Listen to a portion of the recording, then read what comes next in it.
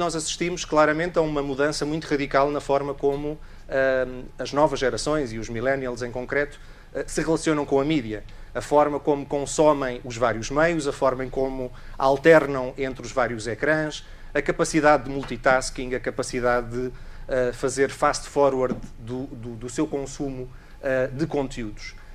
E esta mudança leva a que o foco do trabalho de comunicação hoje em dia tem que ser muito mais ir além de garantir apenas uma exposição eficaz às nossas mensagens, que eu diria que é o básico que se espera de um processo de comunicação, para ser capaz de ir ao nível seguinte, que é o de passar esta barreira fundamental e crítica de ultrapassar o primeiro nível de atenção. Os consumidores são extremamente seletivos por causa das limitações de tempo, por causa da multiplicidade de alternativas que têm hoje em dia, e esta geração Netflix, como alguns também lhe chamam, tem esta característica de ser muito restritiva e muito seletiva no tempo que dedica a cada tema e no investimento que faz no consumo de cada conteúdo. Só conteúdos verdadeiramente relevantes vão ser capazes de mover estas pessoas no sentido que nos interessa. E, no fundo, do que é que se trata aqui? De balancear este equilíbrio que é bastante sensível entre a intrusão e a permissão. Aproveitar estes momentos de oportunidade em que o consumidor nos abre janelas e em que se mostra disponível para irmos ao encontro dele e que manifesta disponibilidade para ouvir as nossas mensagens e ser parte delas, e perceber que há outros momentos em que há uma barreira que ele coloca à sua volta e que nós temos que respeitar enquanto marcas. Há momentos em que os consumidores não querem que as marcas vão ao encontro deles, querem ter o seu espaço privado. Existem dois grandes pilares para levar a que uma marca potencie todo o seu potencial de contacto com o consumidor. E as estratégias de marketing bem-sucedidas hoje em dia têm que beneficiar destes dois elementos. Elas têm que ser alimentadas por dados que hoje estão à nossa disposição, mas que exigem inteligência para extrair os insights relevantes em cima deles, e estratégias alavancadas por conteúdo.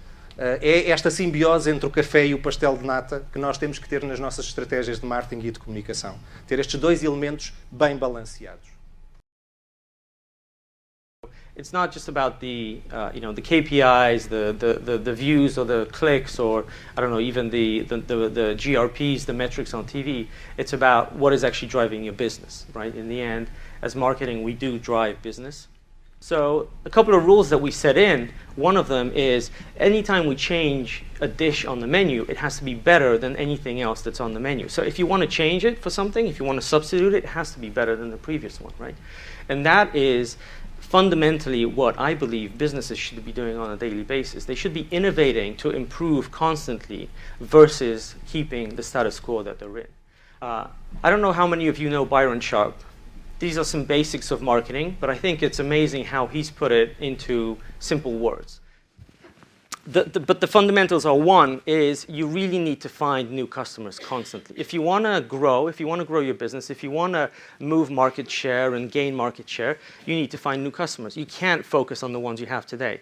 Fans and people that are your loyal customers are not going to build your business into the future. Yes, you'll get repeat business. They'll come back, they'll eat again at the restaurant, or they'll buy the next car. But if you want to grow, you need to find new ones. So always keep thinking about, where can I source new customers, right? Where are they going to come from? The next group of people that are going to buy my brand. Two is constantly speaking to them. So marketing and branding is not like an on and off type of business. It's constant. You really have to keep going all the time. Keep pushing. If you stop, you're pretty much gone in terms of a brand.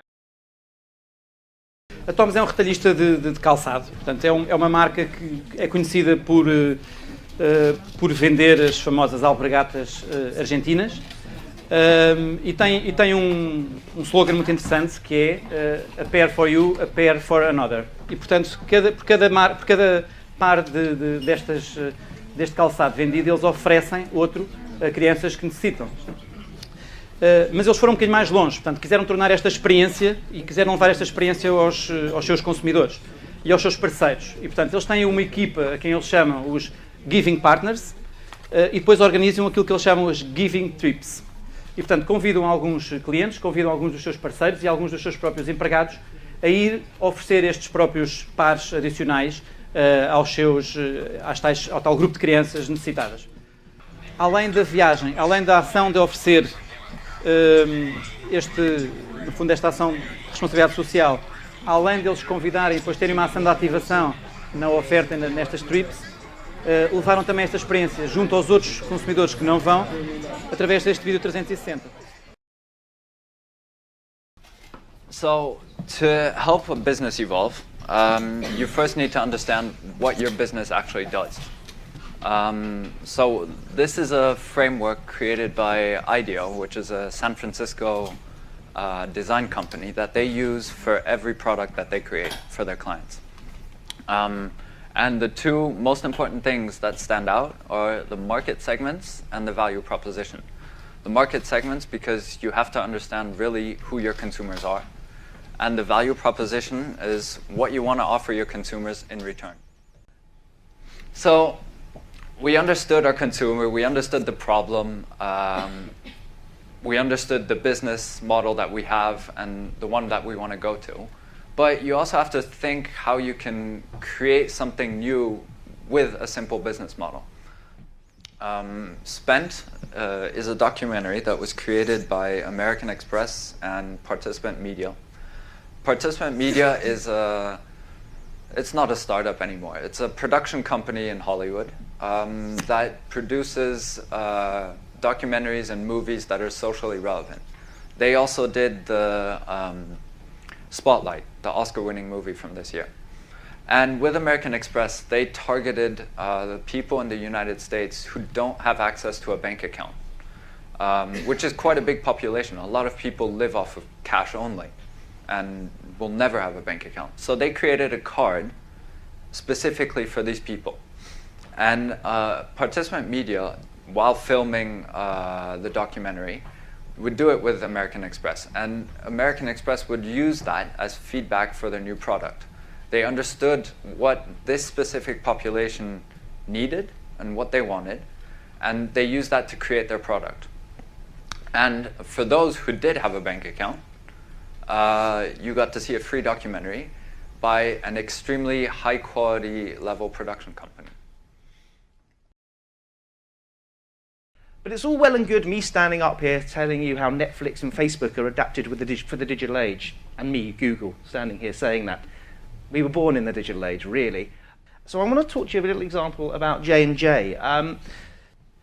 In 2008, they were in the middle of the financial crisis.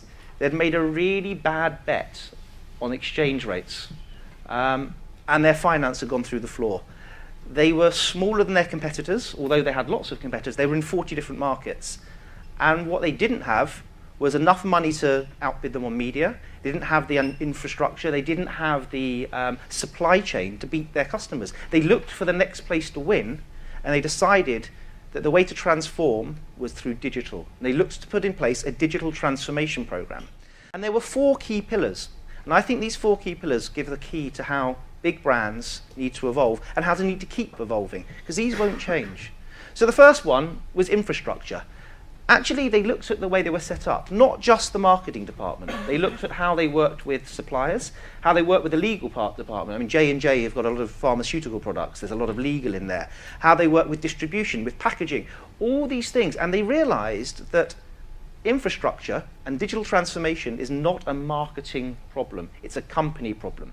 The second one was targets. They gave themselves some kind of quite stiff targets. One on spend. They said, we need to spend X amount on digital every year, and then we need to double it, and then we're going to double it.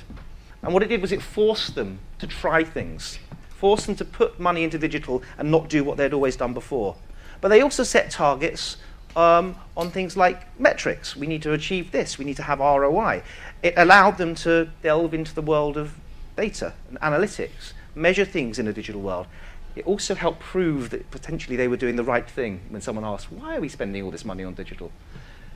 The third pillar, and this is a really important one, was leadership. Because you can have all the good intentions, you can tell everyone what you want to do, but without the force and the commitment and the hard work of the leadership supporting it from top down, it doesn't happen. And the leadership had to push through the infrastructure. They had to hold people to the targets and set targets for themselves. And the fourth and most important one from my point of view was training. J&J realized they need to invest in their people. They needed to raise the digital IQ. What they didn't need to do was employ some very clever digital kids, put them in a corner and go, that's our digital department, excuse me. What they needed to do was make sure digital was in everyone, in the leadership as well as within them. And they set very stiff training targets, and they made sure everyone was trained. And that kind of insourcing, as I like to call it, as opposed to outsourcing it, was really what made it happen. The culture went through the people, and they trained it into them. And if you can make it great for employees, they'll like working for you. They'll come back, and they'll foster the culture. They'll keep the behavior going. Because behavior and culture, they're through people. They're not through process. The process, the structure, that can support the culture, but it doesn't create the culture. It doesn't pervade the culture.